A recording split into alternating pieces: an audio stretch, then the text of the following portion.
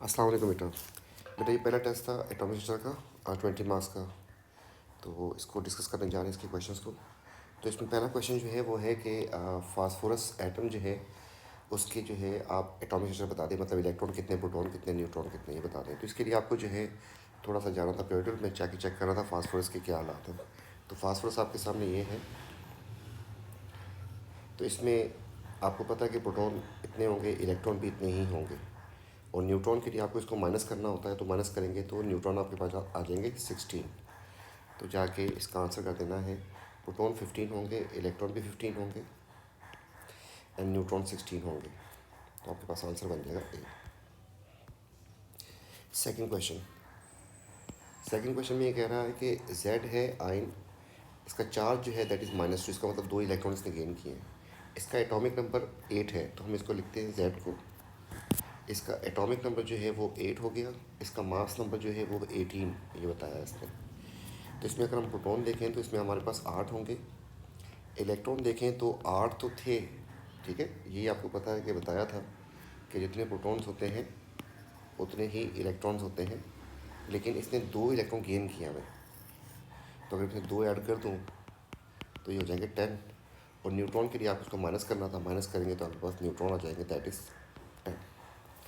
तो न्यूट्रॉन 10 होने चाहिए, इलेक्ट्रॉन आपके पास 10 होने चाहिए एंड प्रोटॉन आपके पास 8 होने चाहिए। तो आपके पास आंसर बन जाएगा डी। क्वेश्चन पोटेशियम आ गया। पोटेशियम को जाके चेक करते हैं। तो पोटेशियम जो है ग्रुप 1 का है, ये रहा पोटेशियम आपके सामने। इसमें 19 एंड 39, तो आपके सामने है प्रोटॉन एंड इलेक्ट्रॉन का नंबर आ गया आपके पास। तो आपने लिखा पोटेशियम जो कि 19 एंड 39 था, और ये पॉजिटिव चार्ज भी, इसका मतलब इसमें से इलेक्ट्रॉन गया हुआ है। तो इसमें प्रोटॉन तो हो जाएंगे आपके पास 19, इलेक्ट्रॉन भी 19 होने चाहिए थे, लेकिन एक लूज़ कर दिया तो 18 हो जाएंगे, इसमें 18 हो जाएंगे। एंड न्यूट्रॉन के लिए माइनस करना होता है, तो आपके पास 20 आ जाएंगे। तो न्यूट्रॉन 20 हो गए, एक ही ऑप्शन बन रहा है। इलेक्ट्रॉन आपके पास 18 होंगे एंड प्रोटॉन आपके पास 19 होने चाहिए थे, तो ए आंसर बन जाएगा। Next question. Isotopes are different atoms with same number. अब आइसोटोप में आपको बताया था पूरा प्रोटॉन, इलेक्ट्रॉन, न्यूट्रॉन के हिसाब से पेन पूरा बताना है आपको। तो इसमें प्रोटॉन भी सेम होते हैं, इलेक्ट्रॉन भी सेम होते हैं, लेकिन न्यूट्रॉन डिफरेंट हो जाते हैं। तो इसने कहा कि सेम, तो same proton and electron, same proton but different number of neutron. तो D is the correct answer. Next question जो है वो कह रहा है क्लोराइड आयन, ये जिस पे नेगेटिव चार्ज भी है same number of electron as this. लेकिन इसका एक शॉर्टकट भी है। कोई आयन किस लिए बनाता है? आयन कोई इसलिए बनाता है ताकि वो नोबल गैस जैसा हो जाए। तो आइंदा आपके पास अगर ऐसा क्वेश्चन आए कि ये आयन जो इसकी कन्फ्यूजन किससे मिल रही होगी, तो एक शॉर्टकट ये है कि नोबल गैस किसी के साथ मिल रही होगी। बहरहाल चेक करते हैं इसको। तो अब आप क्लोरीन जो है ग्रुप 7 में मिलेगा आपको। तो ये रहा क्लोरीन आपके सामने। इसके 2 आइसोटोप्स होते हैं 35 और 37 दोनों। तो यहाँ पर इसका एवरेज लिखा हुआ है यहाँ पर, तो हम ले चलते हैं इसको। तो क्लोरीन जो है हमारे पास एटॉमिक नंबर 17 होता है और मास नंबर 35 भी हो सकता है और 37 भी हो सकता है, पर उसकी ज़रूरत नहीं पड़ेगी हमें। और नेगेटिव चार्ज अगर इसके ऊपर आ गया तो इसका मतलब इसमें इलेक्ट्रॉन कितने हो जाएंगे? 18 हो जाएंगे।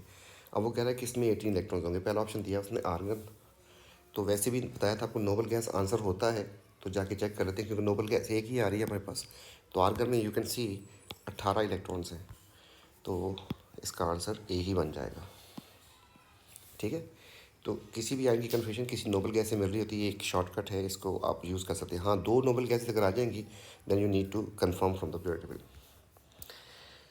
Next question, he says the particle has this much electrons, this much protons and this much neutrons. तो we can write here simple, sorry हम इसको एक्स भी कर सकते हैं।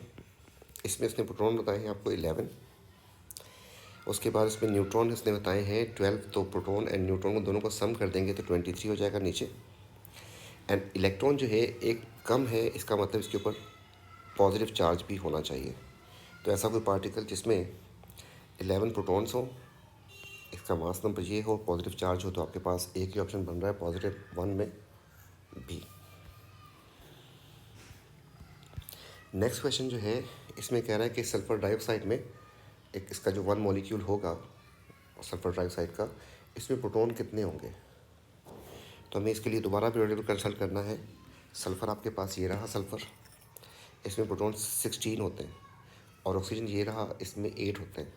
तो इस बेस के ऊपर हम चले गए, यहाँ पर वापस आए तो सल्फ़र ट्राईऑक्साइड है, 3 ऑक्सीजन इसमें, तो इसके हो गए 16, इसके हो गए 8, इसके भी हो गए 8 और इसके भी हो गए 8। ये सारे प्रोटॉन सब मिला देंगे तो ये बन जाएंगे 40।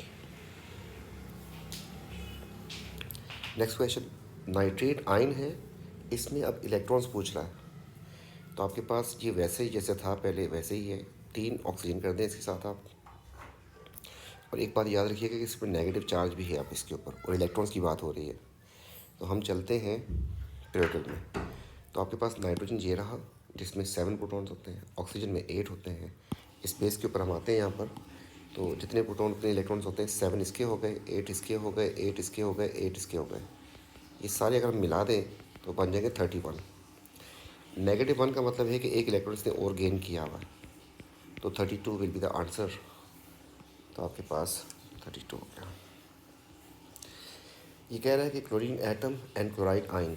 देखें, जब एटम एंड आयन, इनमें जो प्रोटॉन्स होते हैं वो सेम होते हैं, जो न्यूट्रॉन होते हैं वो भी सेम होते हैं, जो इलेक्ट्रॉन्स होते हैं वो डिफरेंट होते हैं। इस तरीके से एक चीज़ और भी ध्यान रखिएगा, अगर एटम हो एंड उसका आइसोटोप हो, उस वक्त भी आपका प्रोटॉन का नंबर जो है वो सेम होगा, आपका न्यूट्रॉन का नंबर जो है ये डिफरेंट हो जाएगा, एंड इलेक्ट्रॉन का नंबर ये भी सेम होगा। तो एक बात याद रखिएगा, अगर इलेक्ट्रॉन का नंबर डिफरेंट हो जाए तो इसका मतलब क्या होगा, आयन होगा। अगर न्यूट्रॉन का नंबर डिफरेंट हो जाए इसका मतलब वो आइसोटोप होगा। तो अभी ये कह रहा है कि एटम और आयन की बात की है इसने, तो इसका मतलब यहाँ पर आपके पास जो ऑप्शन दिए हैं वो देख लेते हैं। केमिकली आइडेंटिकल तो नहीं होंगे, इलेक्ट्रॉन ज़्यादा कम हो गए। एलोट्रोप पढ़ा ही नहीं अभी, हैव सेम। एलोट्रोप आपने वैसे बॉन्डिंग में पढ़ लिया था, अभी तो लेट है ज़रा, तो different form of same element वो तो नहीं है ये। Have same number of electrons, electron same नहीं हो सकते आयन में और एटम में। They have same number of proton, तो D will be the correct answer. Next question जो है ये कह रहा है एक्स पार्टिकल है, +1 चार्ज है, it contains 23 particle in the nucleus, nucleon की बात कर रहा है, और 10 इलेक्ट्रॉन्स हैं। लेकिन 10 इलेक्ट्रॉन इसमें कब है, जब इसने एक इलेक्ट्रॉन लूज़ कर दिया तो 10 है, ठीक है। अगर एक लूज़ करने के बाद 10 है, तो अगर लूज़ ना करता तो कितने होते हैं, 11, ये इसका एटॉमिक नंबर हो जाता है। अब इस बेस के ऊपर अगर हम इसके देखें, प्रोटॉन आपके पास हो जाएंगे 11, इलेक्ट्रॉन हो जाएंगे आपके पास 10, न्यूट्रॉन हो जाएंगे आपके पास 12। तो प्रोटॉन आपके होने चाहिए 11, एक ही ऑप्शन बन रहा है, और neutron 12। C is the correct answer. How many proton neutron carbon isotope, जिसका मास नंबर 12 है। कार्बन लिख दिया, मास नंबर भी बता दिया इसने, एटॉमिक नंबर आपको पता होना चाहिए, उसके लिए चले जाएं देख लें। यहाँ पे एटॉमिक नंबर कार्बन का 6 होता है, हम गए इसके ऊपर हमने उठा के लिख दिया 6। अब इसमें हमें प्रोटॉन और न्यूट्रॉन निकालने, प्रोटॉन तो इसमें 6 है, इलेक्ट्रॉन भी इसमें 6 है, जबकि न्यूट्रॉन माइनस करेंगे तो 8 आ जाए। तो proton 6 6 6 and neutron 8, B is the correct answer. Atom of argon has 18 electrons. Which particle does not have 18 electrons? किसके पास 18 इलेक्ट्रॉन्स नहीं है? तो इसके लिए आपको जो है जाके इनको ज़रा चेक करना था इनके प्रोटॉन नंबर के हिसाब से। तो प्रोटॉन नंबर आप वहाँ से उठा के लिख सकते हैं। कैल्शियम जो है, ये रहा कैल्शियम, जिसका एटॉमिक नंबर 20 है, ठीक है। इस तरीके से दूसरा था हमारे पास ऑक्सीजन, ऑक्सीजन का एटॉमिक नंबर आपको बताया था 8 है। तो इस तरीके से आपके पास नेक्स्ट है क्लोरीन, क्लोरीन का एटॉमिक नंबर जो है 17 है, एंड सल्फ़र का एटॉमिक नंबर जो है 16 है। तो ये इनके एटॉमिक नंबर जो है हमने साथ इनके लिख दिए। ये 20 होता है, ये 8 होता है, ये 17 होता है, और ये 16, सिर्फ एटॉमिक नंबर लिखे हैं। अब इसके चार्ज की वजह से इसके पास इलेक्ट्रॉन्स की बात करें तो 18 हो जाएंगे, 2 लूज़ कर दिया इसने 2 गेन कर लिए तो 10 हो जाएंगे, इसने एक गेन किया है तो ये भी 18 हो जाएगा, और इसने 2 गेन किए हैं तो ये भी 18 हो जाएगा। तो किस में 18 नहीं है? B is the correct answer. Next question जो है, इसने जेड के बारे में बता दिया है कि जेड जो है इसमें प्रोटॉन जो है वो 8 है और मास नंबर 18 है और इस पर चार्ज भी है 2 नेगेटिव, मतलब 2 इलेक्ट्रॉन्स ने गेन किए हैं। अगर मैं इसके प्रोटॉन लिखूँ, प्रोटॉन तो 8 है, इलेक्ट्रॉन इसने 2 गेन कर लिए तो टोटल हो जाएंगे 8 + 2 मतलब 10। एंड न्यूट्रॉन की बात करते हैं तो माइनस करना था इसको तो 10 आ जाएंगे। तो न्यूट्रॉन आपके पास होने चाहिए 10, इलेक्ट्रॉन आपके पास होने चाहिए 10 एंड प्रोटॉन आपके पास होने चाहिए 8। तो answer is the B. Next question कह रहा है किसके लिए डेटा ठीक है। ओके, तो ये आपको जो छोटा नंबर नज़र आ रहा है ये प्रोटॉन नंबर होता है। तो हम चेक करते हैं, तो प्रोटॉन नंबर इसका भी सही लिखा है, इसका भी सही लिखा है, इसका गलत लिख दिया है और इसका भी ठीक लिखा है। न्यूट्रॉन के लिए क्या करना होता है? माइनस करना होता है इनको। तो पहले 40 - 20 तो 20 इसका सही है, इसका 10 भी ठीक है, इसमें से 18 - 8 मतलब इसका आंसर आना चाहिए था 10, ये गलत है और इसका आंसर भी सही है। इलेक्ट्रॉन की बात करते हैं। अब जितने ये प्रोटॉन होते हैं ना उतने ही इलेक्ट्रॉन्स होते हैं, लेकिन चार्ज के हिसाब से देखना होता है। तो 20 - 2 कर देंगे, 2 इसने लूज़ किए, 18 होने चाहिए थे। इसमें आपके पास इसने गेन कर लिया, 10 होने चाहिए थे। इसने गेन कर लिया है, इसके पास भी 10 होने चाहिए थे, 2 गेन किए थे।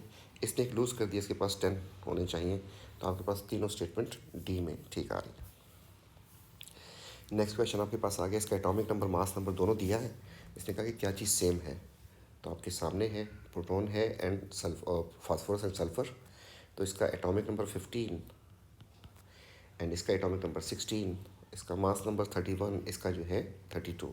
तो प्रोटॉन, इलेक्ट्रॉन एंड न्यूट्रॉन की अगर बात करते हैं तो इसमें 15 है एंड 15 है एंड 16 है, जबकि इसमें 16, 16 एंड 16 है। सेम क्या चीज़ हुई? न्यूट्रॉन का नंबर। तो number of neutron B will be the correct answer. Next question जो है वो कह रहे हैं इन दोनों पार्टिकल्स के बारे में क्या बात ठीक है। तो इसमें एक सीधी मिस्टेक है बच्चों ने की होगी, वो ये थी कि यहाँ पर इलेक्ट्रॉनिक स्ट्रक्चर जब बता रहे हैं इसमें मतलब 10 इलेक्ट्रॉन्स है इसमें, जबकि इसमें 18 इलेक्ट्रॉन्स हैं। ठीक है जी।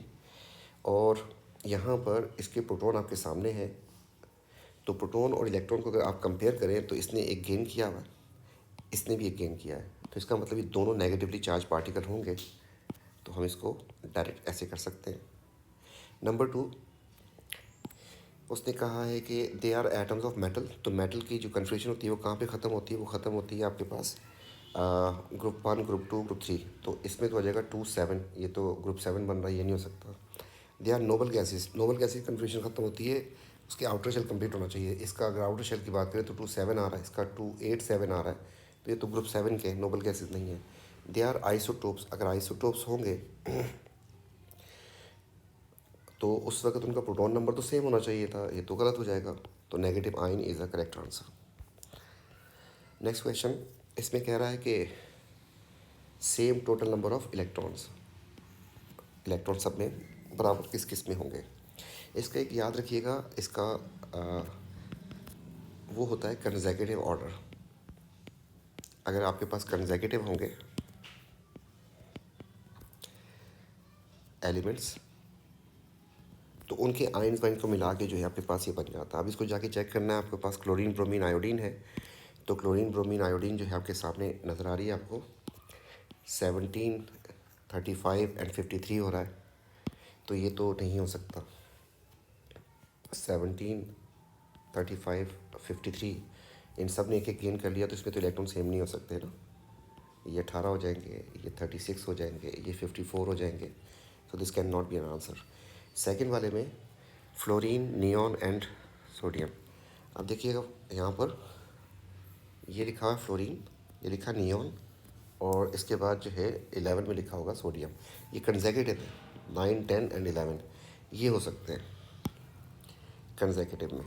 तो हमने इसको लिखा 9, इसका 10 होता है, इसका 11 होता है। अब इलेक्ट्रॉन्स की बात करें, इसने एक गेन कर लिया तो 10 हो गए, इसके पास कोई गेन नहीं किया, कोई लूज़ नहीं किया तो 10 ही होंगे। इसने एक लूज़ कर दिया, 11 थे टोटल इसके पास, तो ये भी 10 हो जाएंगे।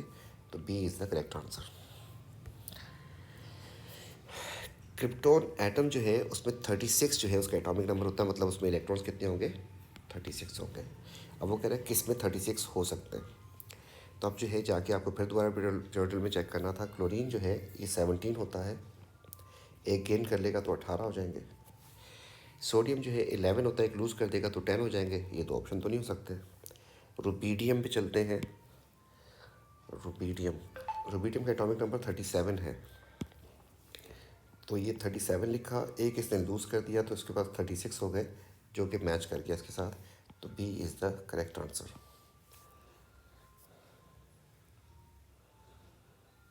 सेम नंबर ऑफ, तो B will be the correct answer. शायद उसमें मार्किंग स्कीम में गलत मार्क किया, उसको हम देख लेंगे, ठीक है। मुझे ऐसा लग रहा है कि गलत है क्योंकि इसने डी को करेक्ट किया हुआ है, तो B is the correct answer. Next question जो है इसमें कह रहा है कि एटम और एलिमेंट इतने प्रोटॉन हैं, इतने न्यूट्रॉन हैं, इतने इलेक्ट्रॉन्स हैं, तो ये तो एटम हो गया ना, दोनों बराबर बराबर है। तो दूसरा आइसोटोप जब आएगा इसका, what is the atomic structure of an other isotope. Isotope होगा तो उसका न्यूट्रॉन नंबर जो है वो डिफरेंट होना जाना चाहिए बस, और ये दोनों नंबर सेम होने चाहिए। ये दोनों नंबर जो है, इलेक्ट्रॉन का नंबर सेम होना चाहिए एंड प्रोटॉन का नंबर भी सेम होना चाहिए। तो ये तो 17 होने चाहिए, जबकि न्यूट्रॉन का नंबर 18 नहीं होना चाहिए, 20 होना चाहिए। ये is the correct answer. Atom and ion, फिर दोबारा बात कर दी उसने, एटम और आयन में कौन सी बात जो है ठीक होगी। अच्छा, इस पर्टिकुलर आइसोटोप की बात हो रही है, आइसोटोप ऑफ सोडियम, ठीक है। इसको थोड़ा सा बच्चे मिस हैंडल करते हैं इसकी स्टेटमेंट की वजह से। वो समझते हैं इसका कोई दूसरा isotope. No, he is talking about this particular isotope. For example sodium has 2 isotopes, एक का मास नंबर जो है 23 है, एक का 24 है। तो मैं देखें इसको भी आइसोटोप बोलूँगा, इसको भी आइसोटोप बोलूँगा, तो वो किसी भी पर्टिकुलर की बात कर रहा है, तो इस वक्त वो इसकी बात कर रहा था, तो इसमें वो कह रहा है कि क्या बात ठीक है। तो हमारे पास ये वाला है, इसमें प्रोटॉन आपके पास 11 है, इलेक्ट्रॉन भी 11 है, जबकि न्यूट्रॉन 12 है। तो इसमें कौन सी बात ठीक हो गई, इसमें न्यूट्रॉन जो है वो 12 हो रहे हैं, इलेक्ट्रॉन गलत है, प्रोटॉन भी गलत है, और न्यूट्रॉन ये गलत दिया है। तो B is the correct answer. तो ये आपके पास था पहला टेस्ट। इंशाल्लाह पे जो है नेक्स्ट टेस्ट को हम डिस्कस करेंगे। थैंक यू, टेक केयर, अल्लाह हाफिज़।